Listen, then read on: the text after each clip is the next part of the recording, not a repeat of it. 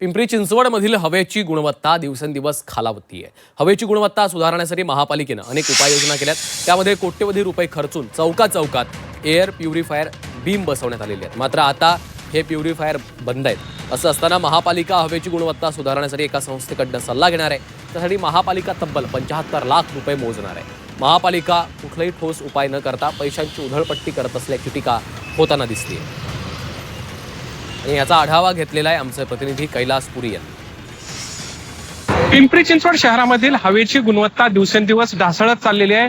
पिंपरी चिंचवड महानगरपालिकेने यापूर्वीही हवेचं प्रदूषण कमी व्हावं यासाठी मोठ्या उपाययोजना केल्या होत्या। कोट्यवधी रुपये खर्चून एअर प्युरिफायर असे जे आहेत ते चौकात लावण्यात आलेले होते। मात्र त्याचा कसलाही परिणाम जो आहे तो प्रदूषण टाळण्यामध्ये होताना दिसत नाही। हे जे प्युरिफायर आहेत ते बंद पडलेल्या अवस्थेत आहेत। आता महापालिका प्रदूषण कमी करण्यासाठी सल्लागार समिती नेमत आहे, सल्लागार कंपनी नेमत आहे। त्यासाठी 75 लाख रुपयांचा खर्च जो आहे तो महापालिका करणार आहे। प्रत्येक वेळेस काही ना काही उपाययोजना करायच्या आणि कोट्यवधी रुपये खर्च करायचे, मात्र त्यातून काहीही साध्य होत नाही असंच चित्र दिसतंय।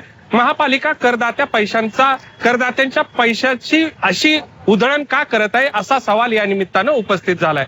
कैलास पुरी, झी मीडिया, पिंपरी चिंचवड।